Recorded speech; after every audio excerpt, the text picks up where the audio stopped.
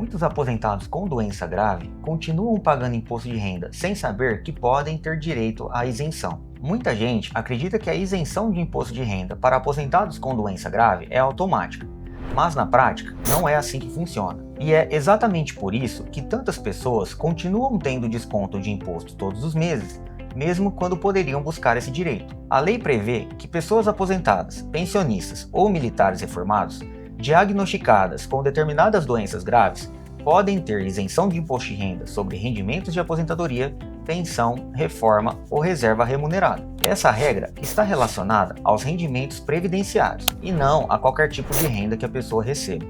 A Receita Federal também orienta que a isenção alcança esses rendimentos, inclusive o 13º, quando cumpridos os requisitos. E aqui está o primeiro ponto importante. Não basta ter uma doença grave. Também é preciso que a doença esteja entre aquelas previstas na legislação e que a pessoa receba aposentadoria, pensão ou benefício equivalente abrangido pela regra. Entre as doenças previstas estão, por exemplo, neoplasia maligna, cardiopatia grave, doença de Parkinson, esclerose múltipla, cegueira, alienação mental, hanseníase, tuberculose ativa, entre outras doenças especificadas em lei. Mas existe uma confusão muito comum. Algumas pessoas acham que, por terem uma doença séria, qualquer renda passa a ser isenta. Não é isso.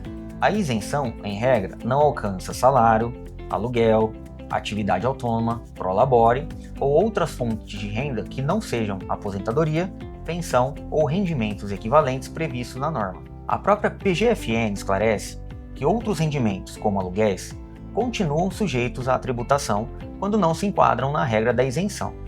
Outro ponto essencial é a comprovação. O direito não depende apenas de a pessoa afirmar que possui a doença. É necessário apresentar documentação médica adequada, e a Receita Federal informa que é preciso laudo médico pericial oficial e documento que comprova a aposentadoria ou pensão. Esse cuidado é importante porque, a partir da documentação correta, que a fonte pagadora pode deixar de reter o imposto mensalmente. E aqui entra um detalhe importante que muita gente não sabe. A doença pode ter surgido depois da aposentadoria. Isso não impede, por si só, o direito à isenção. O que precisa ser analisado é a data do diagnóstico, a data de início da doença indicada no laudo, a data da aposentadoria ou pensão e os documentos disponíveis. A Receita Federal explica que o início da isenção pode variar conforme a doença tenha começado antes ou depois da aposentadoria ou conforme a data informada no laudo. E por que isso é importante? Porque, em alguns casos, além de pedir a isenção para parar os descontos futuros, pode ser possível analisar valores que foram pagos indevidamente no passado, mas isso exige uma revisão cuidadosa dos documentos, das declarações de imposto de renda, dos informes de rendimento e do prazo aplicável ao caso. O erro mais comum é a pessoa deixar o assunto de lado porque acredita que dá muito trabalho ou que não vai conseguir. Mas estamos falando de um direito que pode fazer diferença real na vida financeira de alguém que já enfrenta um momento sensível de saúde. Também existe o erro oposto: pedir a isenção de qualquer jeito, sem conferir se a doença está prevista na lei, sem organizar laudo, sem verificar a fonte pagadora e sem revisar se os rendimentos realmente são aqueles abrangidos pela isenção.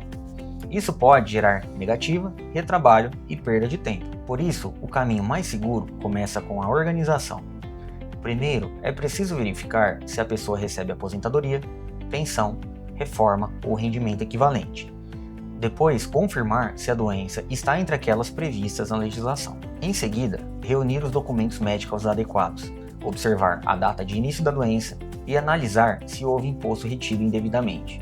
Então, se você é aposentado, pensionista ou conhece alguém nessa situação, vale a pena revisar esse ponto com atenção. Pode ser que a pessoa esteja pagando imposto de renda sem necessidade sobre um benefício que poderia estar isento.